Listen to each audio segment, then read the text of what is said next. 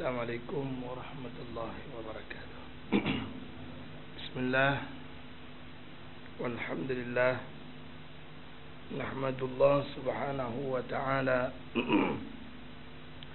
wa nashkuruhu wa na'udhu bihi min syururi anfusina wa min sayyiat a'malina. Man yahdihillah fala mudilla lahu wa man yudlil fala hadiya lahu.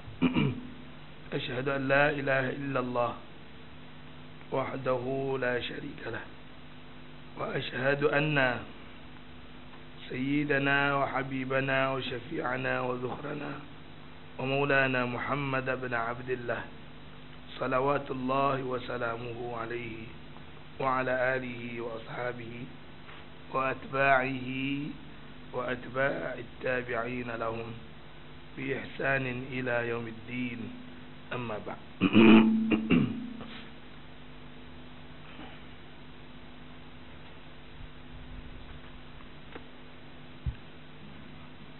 Hadirin sidang, hadirin muslimin dan muslimah yang dirahmati Allah Subhanahu wa taala. Hari ini saya diminta untuk bercakap tentang persiapan kita untuk menghadapi puasa. Jadi saya bawa buku lain hari ini. Hadirin yang dirahmati Allah Subhanahu wa taala, sebelum saya meneruskan bicara pada tengah hari ini, saya nak mengucapkan selamat menyambut puasa lah pada tuan-tuan semua. 2-3 hari lagi. Hari ini hari Selasa, Rabu, Khamis, Jumaat, Sabtu, Ahad kan?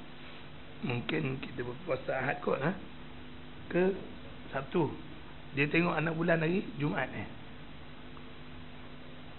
tak tahulah nampak ke tak nampak Jadi puasa sebagaimana yang kita selalu berbicara, mungkin tuan-tuan, perempuan, hadirat sekalian pun dah maklum dah sebenarnya puasa ni cuma sebagai peringatan dan mungkin mengingatkan kembali apa yang kita pernah belajar, supaya bukan bila dah masuk Ramadan baru kita nak berbicara dengan berkenaan dengan puasa.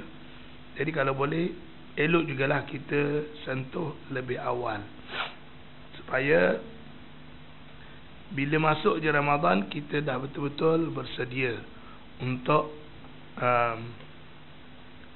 melaksanakan puasa tersebut. Jadi puasa saya nak sebut secara ringkas lah. Di sini dia nyatakan ada 7 hikmah puasa. Yang pertama, puasa yang kita nak kejar atau yang kita nak laksanakan, yang pertama, puasa untuk menjadikan kita seorang yang bertakwa. Itu memang mana-mana lah kan. Sebagaimana yang disebut oleh Allah dalam ayat 183, ya ayyuhallazina amanu kutiba alaikumus siyamu kama kutiba alal ladzina min qablikum la'allakum tattaqun. Tuan-tuan mungkin dah ingat dah ayat ni agaknya, dah hafal dah. Wahai orang-orang yang beriman, kamu diwajibkan berpuasa sebagaimana diwajibkan atas orang-orang yang terdahulu daripada kamu, supaya kamu jadi orang yang bertakwa. Jadi tujuan kita nak berpuasa ialah nak jadi orang yang bertakwa. Bertakwa macam orang yang berpuasa ke berpuasa macam orang yang bertakwa? Bertakwa macam orang berpuasa ke berpuasa macam orang yang bertakwa? Sebenarnya kedua-dua tu nak tu. Bertakwa macam orang yang berpuasa, maksudnya kalau kita tengok pada falsafah puasa, puasa ni menggambarkan seorang yang taat, betul-betul taat, tidak mengguna logik akal. Kalau tuan-tuan guna logik akal, kenapa tuan-tuan tak makan dan tak minum? Sedangkan makanan dan minuman yang kita selalu makan tu halal. Tak ada campur DNA apa-apa pun. Tak ada Cadbury dia kata. Tak apalah kan. Tapi kenapa tak makan? Tak makan dan tak minum tu kerana taat. Maknanya kita nak bertakwa macam orang yang berpuasa. Taat, betul-betul taat. Kalau Allah kata jangan makan, kita tak tanya pasal apa tak payah makan. Tanpa tanya. Itu makna puasa, bertakwa macam orang yang berpuasa. Apa saja larangan Allah Subhanahu Wa Taala, kita terus stop tanpa ada sebarang question mark. Tanpa ada sebarang tanya, soal, jawab. Kenapa tak boleh makan? Saya bekerja penat-penat siang membanting tulang, guna tenaga, guna akal fikiran, perah otak dan sebagainya. Dapat duit, tak boleh makan. Kenapa tak boleh makan? Menganiaya orang ke? Tak. Kerana itu kita mentaati Allah. Allah kata jangan makan, maka kita pun tak makan. Walaupun kita ada peluang untuk makan. Kalaulah tuan-tuan dapat buat macam ni, maka tuan-tuan akan jadi orang yang bertakwa betul-betul. Berpuasa seperti orang yang bertakwa. Bertakwa macam orang yang berpuasa dulu kan. Bertakwa seperti orang yang berpuasa. Sikit pun tak makan. Sebab dianggap kita zalim kalau kita makan walaupun awal 1 minit je, ataupun awal 10 saat je daripada waktu maghrib. 10 saat sebelum maghrib kita dah makan, kan? Zalim rasa tak? Puasa 1 hari sia-sia. Sebab apa? 10 saat sebelum azan kita dah makan. Kalaulah boleh macam tu, contohlah solat. Kalaulah kita boleh bagi komitmen masa macam kita berpuasa tu, wah, bagus sungguh, tak? Walaupun 1 saat, masa orang kita tak nak ambil. Bila Allah tak benarkan, maka kita tak nak ambil. Itu hebat puasa. Tapi kita tak mengambil falsafah tersebut. Kita bertakwa macam orang yang berpuasa. Maknanya kita nak takwa yang disebut oleh Allah SWT, la'allakum tattaqun, macam orang puasa tadilah, tanpa ada sebarang tanya. Kalau Allah suruh bangun makan sahur, bangun juga. Macam mana mengantuk, macam mana letih, macam mana penat, bangun. Allah suruh sembahyang malam, bangun. Bulan puasa lah, bulan lain tak nak bangun. Itu hebat puasa.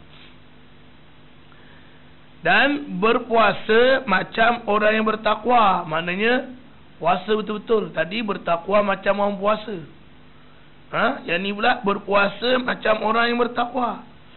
Maknanya puasa bagi orang yang bertakwa, dia jagalah betul-betul puasa dia.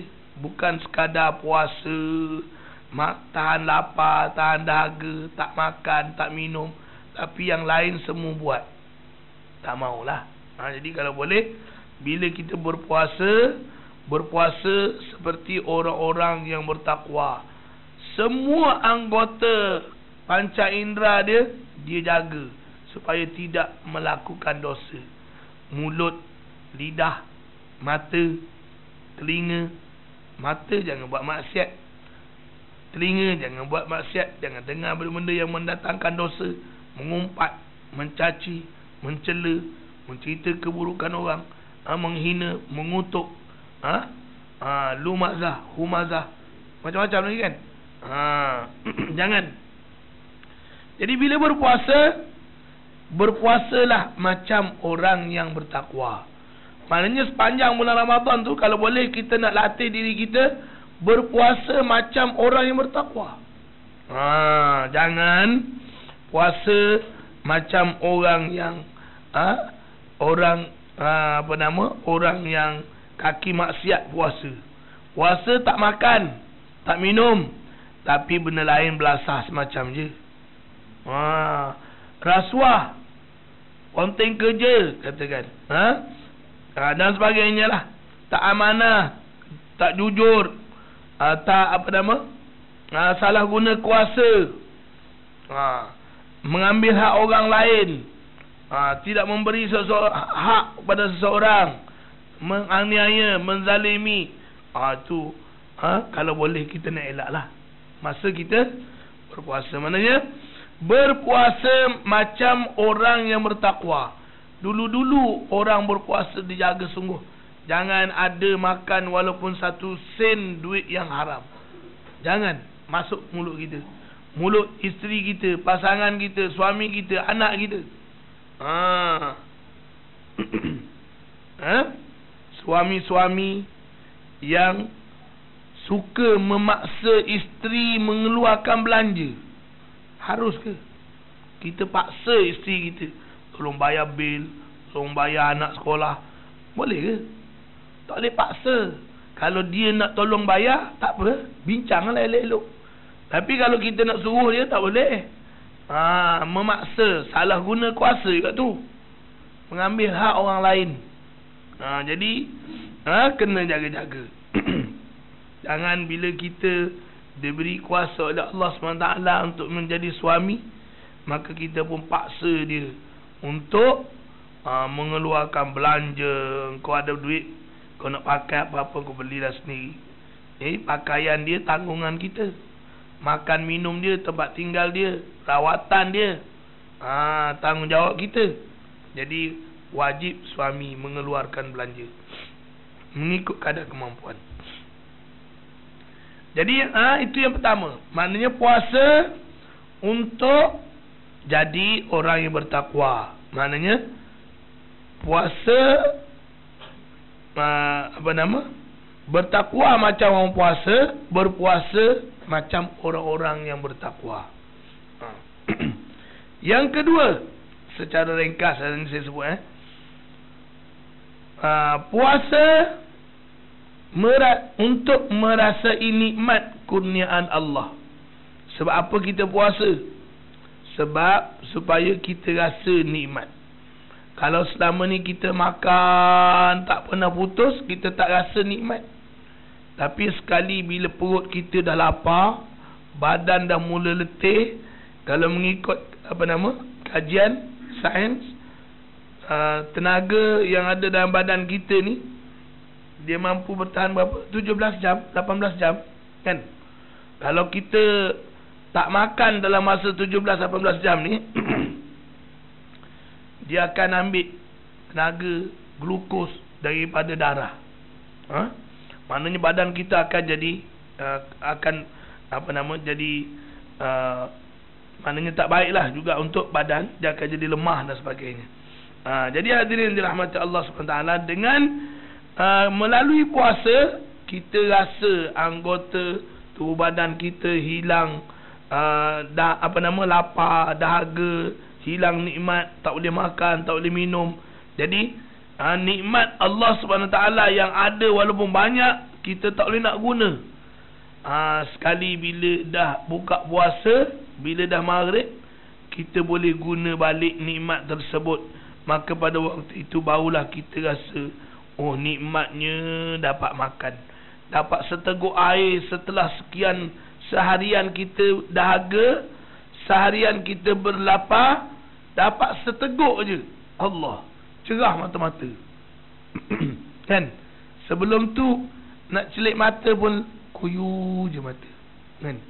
Kena seteguk je, tu dia. Itu untuk merasa nikmat Allah SWT. Jadi bagi orang yang tak pernah lapar, sama juga macam orang yang tak pernah sakit, orang yang tak pernah susah, dia tak rasa nikmat Allah SWT. Rasa nikmat sihat bila kita sakit, rasa nikmat susah, nikmat ada harta, senang bila kita susah.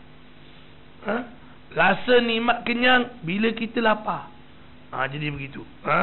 Jadi Allah SWT nak minta supaya kita melalui ibadat puasa dapat rasa nikmat Allah yang selama ni kita dah guna dah, tapi kita tak sedar. Sebenarnya nikmat Allah itu sangat banyak. Wa in ta'uddu ni'matallah la tuhsuha.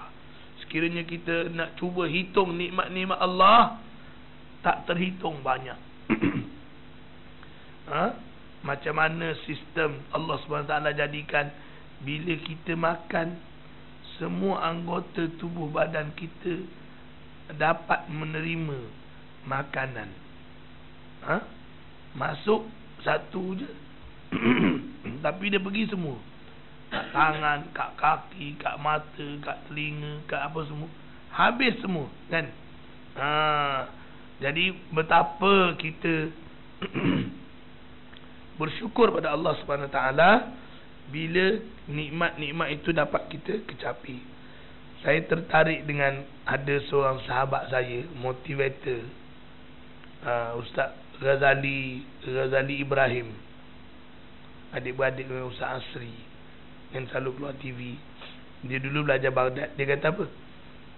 Jarang orang bila dia terjaga malam sebab anak dia menangis, dia bersyukur. Jarang kan? Selalu bangun malam bila anak menangis, geram. Nak tidur pun tak boleh. Dia kata sebenarnya dia perlu bersyukur sebab telinga dia masih berfungsi elok tu, dia jaga kan. Alhamdulillah, telinga aku masih berfungsi. Anak menangis, jaga. Kalau telinga tak berfungsi, anak menangis sampai pagi, tak dengar lah. Buat pekak, memang pekak dah, jadi pekak dah. Masa tu baru rasa nikmat mendengar itu satu nikmat yang besar. Tapi kita tak rasa sebab kita tak ada masa terputus pendengaran kita. Tuan-tuan, kalau kita kena stroke kan, cemas, betul tak? Mulut sengit, mata pun dah lain macam, kaki tangan pun dah lain macam lah sebelah kan. Tapi pergi buat terapi, lama-lama dia pulih balik. Allah syukurnya. Masa tu tuan-tuan, tak tahu nak cakap dunia ni macam mana bila separuh anggota kita tak boleh guna. Cuba tuan-tuan bayangkan. Tak payah banyak cerita lah kan. Kalau bagi orang lelaki, minta maaf orang belah sana. Bagi orang lelaki, katakan Tuhan tarik kelelakian dia satu je, yang lain semua okey, makan, minum, dengar, semua elok, tapi yang tu tak fungsi. Macam mana? Rasa macam tak payah hidup tak apa tak? Tuan-tuan, satu benda je Tuhan tarik, dah kita rasa satu nikmat besar hilang. Tak ada guna aku hidup. Betul tak? Bini cantik macam mana pun untuk tengok saja. Kan? Jadi tak ada fungsi. Jadi dysfunction. Jadi tuan-tuan, itu yang dikatakan nikmat Allah SWT tu, bila dia hilang baru kita rasa. Kalau dia tak hilang, kita tak rasa. Tuan-tuan bekerja sekarang, tak rasa pun nikmat. Tak adalah nak bersyukur sangat. Kerja walaupun gajinya agak besar, kerja dengan syarikat minyak ni, semua orang tahu kan, gaji dia mungkin berbeza sikit dengan syarikat-syarikat lain. Tapi tuan-tuan tak ada rasa apa. Bila tuan-tuan rasa? Kalau tuan-tuan kena diberhentikan kerja. Masa tu baru tahu naik langit tu tinggi atau rendah. Tu tuan-tuan. Jadi dengan puasa, Allah stop sekejap. Jangan makan, jangan minum, jangan dekat dengan bini. Masa tu tuan-tuan, masa tak boleh tu dia nak sangat tu kan.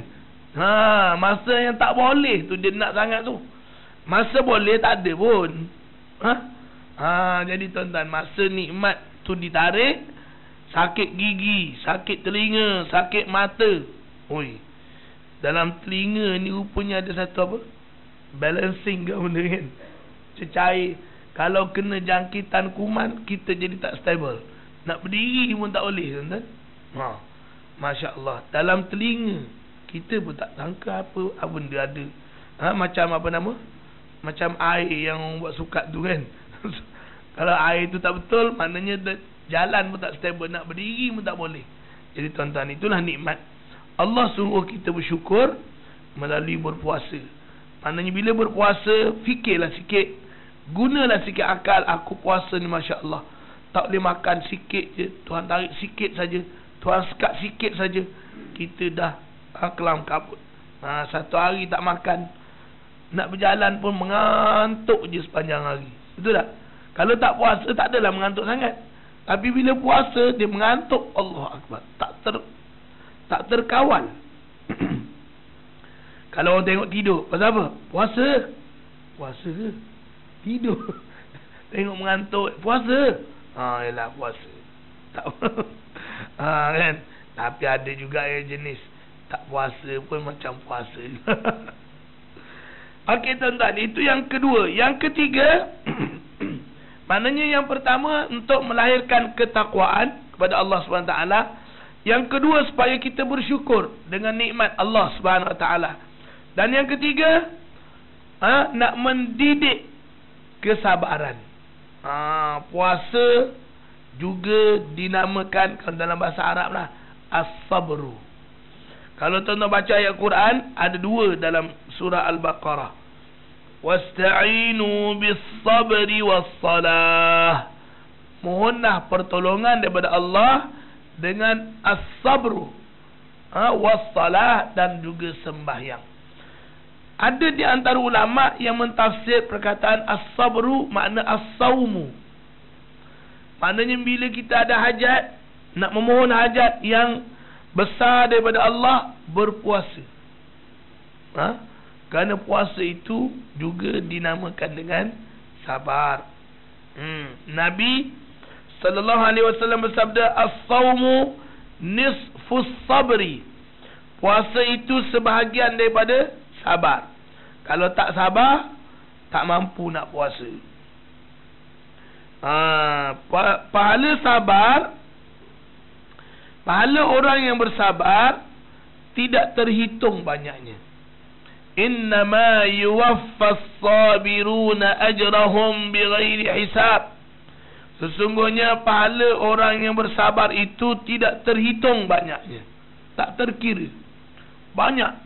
Sebab apa? Sebab pahala mengikut kadar kesusahan yang ditanggung. Maknanya nilai kesabaran dia tu berapa, berapa darjah, maka itulah nilai pahala yang dia akan dapat. Tak sama di antara satu dengan yang lain. Jadi hadirin dirahmati Allah, Allah juga sebut innallaha yuhibbus sabirin. Sesungguhnya Allah suka kepada orang-orang yang bersabar. Bersabar itu ada tiga. Yang pertama, sabar untuk memberi komitmen kepada perintah Allah. Nak teruskan perintah Allah itu perlu sabar. Kalau tak sabar, banyak semayang yang kita tinggal. Kalau tak sabar, ramai orang yang kita bantu, kita akan stop beri bantuan. Kalau tak sabar, dah lama engkau ni boleh kalau tak sabar. Jadi sabar untuk melaksanakan perintah Allah, untuk memberi komitmen dalam melaksanakan perintah Allah, perlu sabar. Kena pula bulan-bulan Ramadan ni, memang Tuhan uji betul sabar. Pergi semayang tarawih, imam ni jenis laju ke, jenis ekspres ke, jenis apa kan. Sabar je lah imam ni, slow pun. Jenis gear 3 ke berapa pun tahu. Gear 1, gear 2 bawa. Satu huruf baca. Bismillah. Memang bagus Imam ni. Baca. Kita kat belakang menggelepar tak? Biar betul Imam ni nak habis 20 rakaat macam tu baca. Rukuk sujud pun lama. Iktidal pun lama. Sudah. Jadi menguji kesabaran, kan? Sabar juga nak maintain sembahyang tarawih sampai malam yang ke-30. Kalau tak sabar, tu dia orang kata macam bulan tu, macam resmi bulan ni tak. Mula-mula penuh, lama-lama makin kurang. Sebab apa? Sebab tak sabar. Sebenarnya banyak perkara yang diperintahkan oleh Allah, penghujungnya dijanjikan keberkatan. Contoh makan berhidang dalam satu hidangan. Nabi kata dalam hidangan tu, suapan yang terakhir paling banyak barakah.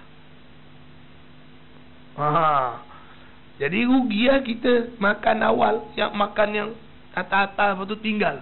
Yang tinggal tu banyak barakah. Maknanya Nabi tak bagi kita tinggal lah makanan. Kalau boleh sebiji pun kita tak nak tinggal. Sebab apa? Dibimbangi keberkatan itu ada pada yang sebiji tu. Kita tak tahu. Kalau Ramadan 10 terakhir tu paling banyak barakah dia. Terakhir. Tapi kita 10 terakhir itulah paling sibuk. Baju raya, langsir raya, macam-macam. Macam-macam raya. Jadi kenalah sabar. Kalau tak sabar, tuan-tuan, saya nak mengajak tuan-tuan supaya mengubah budaya kita. Budaya kita yang suka berhari raya sampai sebulan. Sebab apa? Saya tengok dekat negara-negara lain tak ada. Mereka berpesta bila? 10 terakhir Ramadan. Maknanya hari raya tu sehari je sebenarnya. Kalau ikutkan dalam Islam, hari raya puasa ni 1 hari je kalau ikut Islam.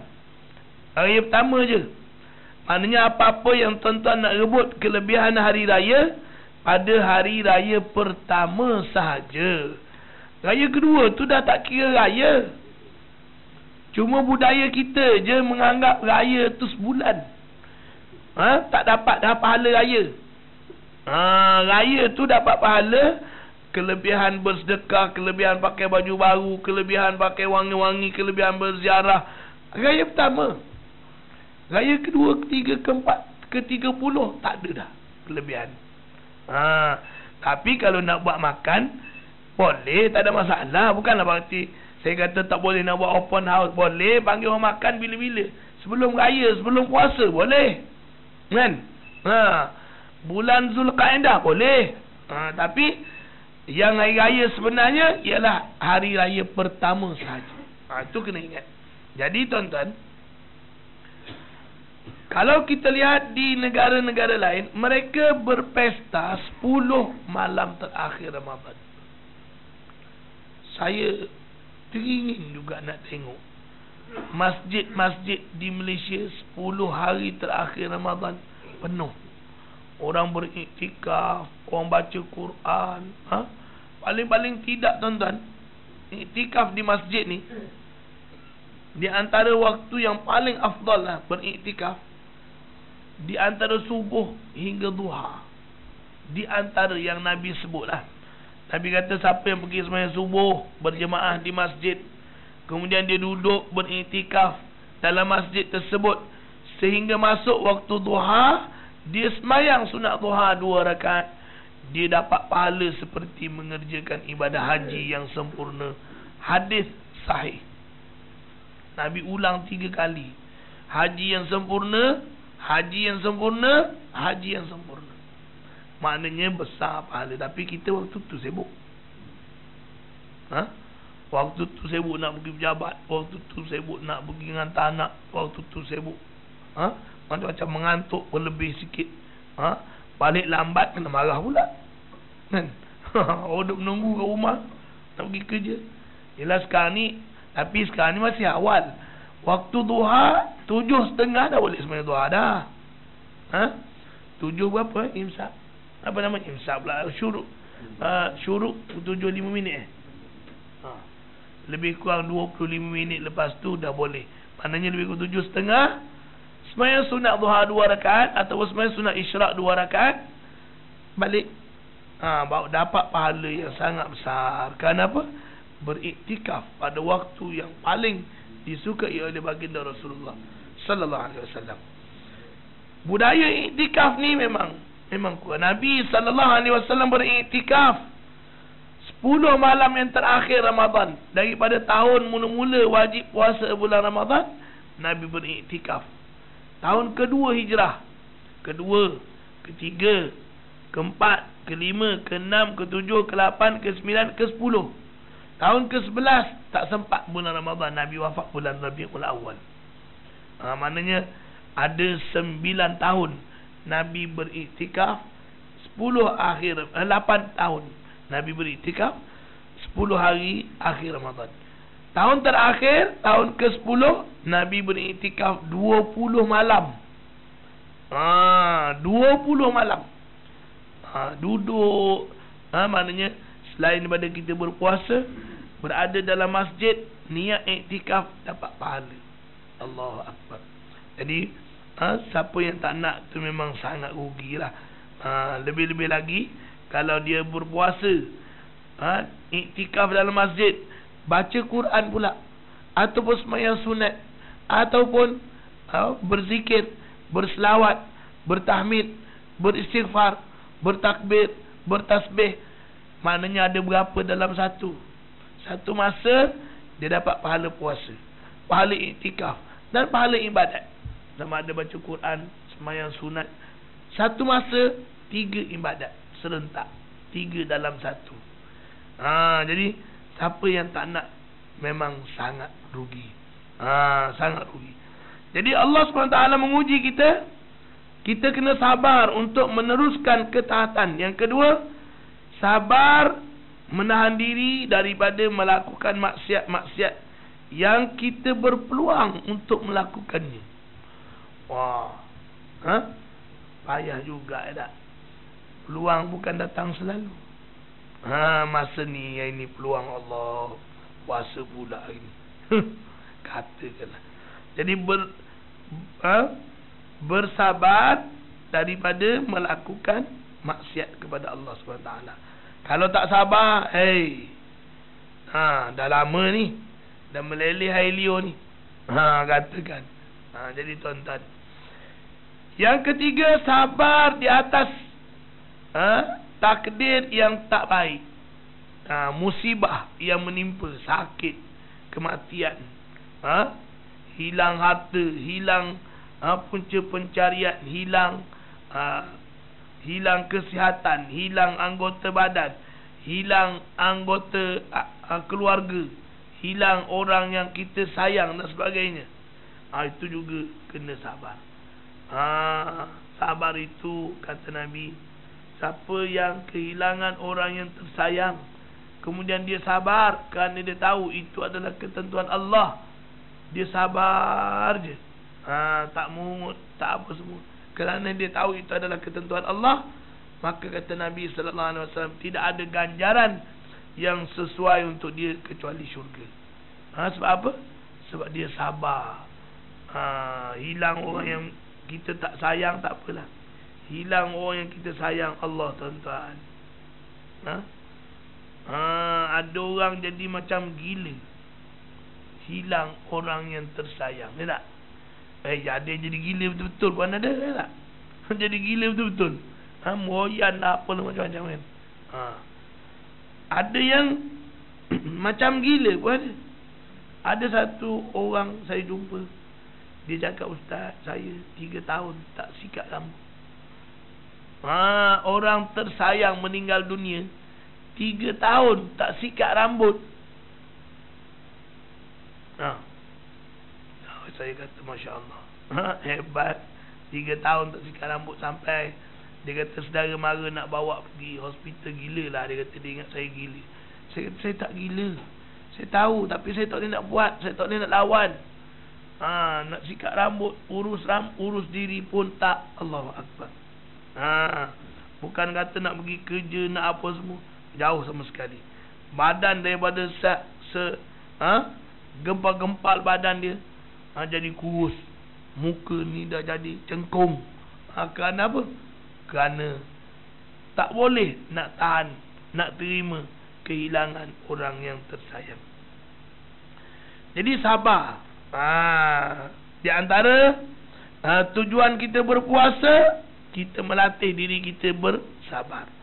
Walaupun sikit masa tak boleh makan, kena tunggu orang azan juga, masuk waktu, matahari betul-betul terbenam, baru kita boleh makan. Sabar je. Makanan ada ni.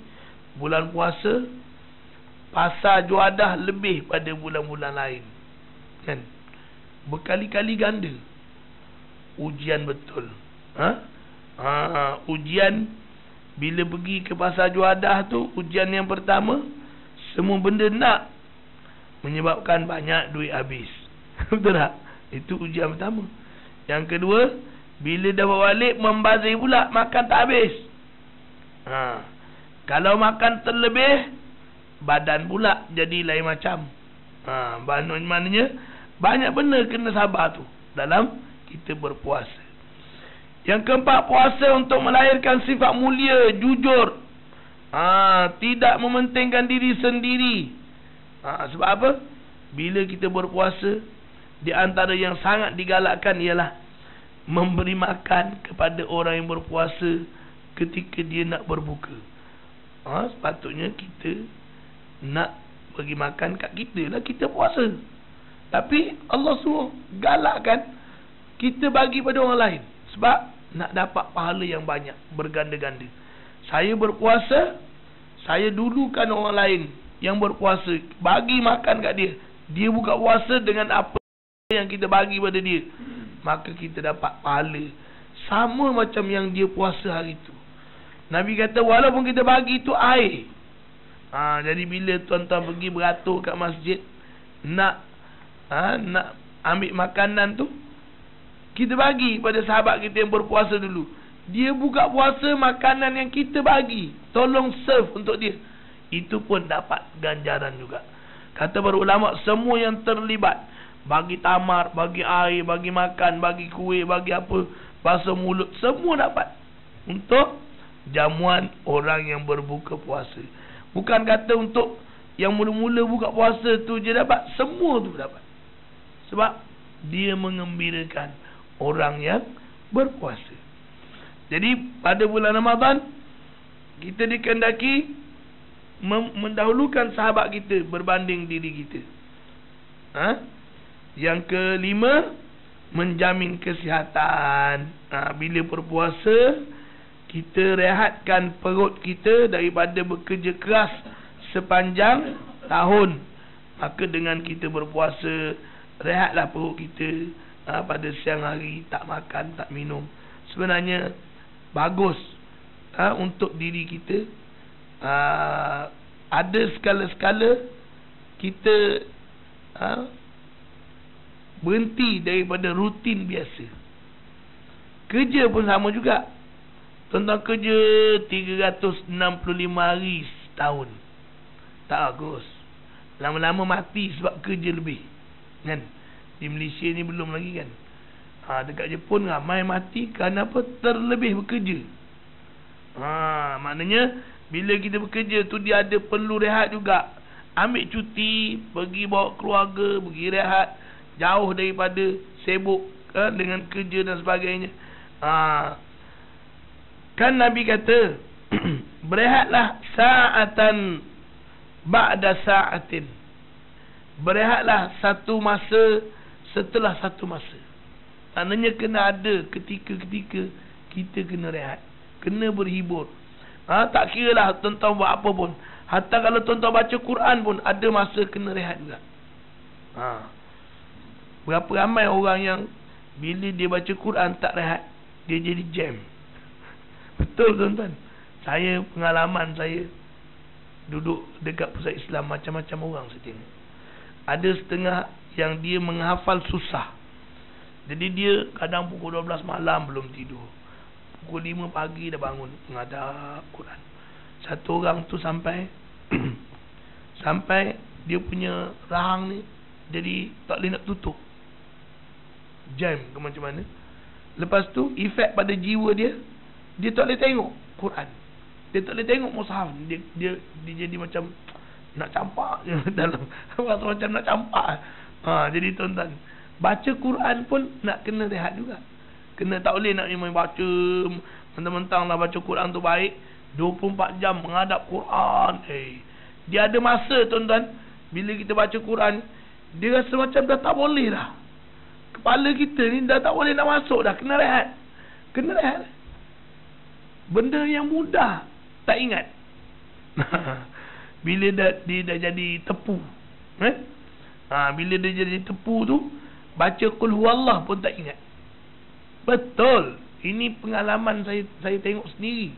Ada seorang sahabat jadi imam, dia tengah tension pergi-pergi surau, semua tengok kiri kanan tak ada. Orang tolak dia jadi imam. Baca Qul Huwallah sangkut, baca kuliah sangkut, baca Qul Huwallah sangkut, tak habis baca Qul Huwallah. La ilaha illallah. Tu betul-betul tepu kepala. Otak dia jam lah. Jadi kena rehat. Jadi badan kita ni pun macam tu juga, kena rehat. Jadi hadirin dirahmati Allah SWT, di antara fungsi kita berpuasa ialah memecahkan syahwat. Di antaranya juga mendisiplinkan diri dan sebagainya. Kerana Nabi SAW beritahu, wahai warga muda, sekiranya kamu mampu berkahwin, maka berkahwinlah. Sekiranya tak mampu berkahwin, maka hendaklah kamu berpuasa. Kerana dengan berpuasa itu mampu mengekang nafsu daripada dia terlalu subur, terlalu menuntut dan sebagainya. Jadi dengan kita berpuasa, insya-Allah, mudah-mudahan puasa yang betul-betul puasa macam orang yang bertakwa, insya-Allah puasa kita tadi mampu menahankan diri kita daripada perkara-perkara yang maksiat. Wallahu taala alam. Setakat itu sajalah untuk renungan kita pada tengah hari ini. Aqulu qawli hadza wa astaghfirullahal azim li wa lakum wa liwalidayya wa liwalidikum. Wassalamu alaikum warahmatullahi wabarakatuh. Bismillahirrahmanirrahim. Alhamdulillah wassalatu wassalamu ala Rasulillah wa ala alihi wa ashabihi ajma'in. Allahumma infa'na ma 'allamtana, 'allimna ma yanfa'una. Ya Allah, manfaatkanlah apa yang telah Kau ajarkan kepada kami, dan ajarkanlah kepada kami apa sahaja yang boleh memberi manfaat kepada kami. Birahmatika ya arhamar rahimin. Ya Allah, kurniakanlah kepada kami kekuatan sehingga kami dapat berpuasa pada bulan Ramadan yang bakal menjelma dengan puasa yang betul-betul sebagaimana puasanya orang-orang yang bertakwa di kalangan hamba-hambamu yang terdahulu, di kalangan para salihin, para salafus salih. Birahmatika ya arhamar rahimin. ربنا عليك توكلنا وإليك أنبنا وإليك المصير. ربنا آتنا في الدنيا حسنة وفي الآخرة حسنة وقنا عذاب النار. والحمد لله رب العالمين.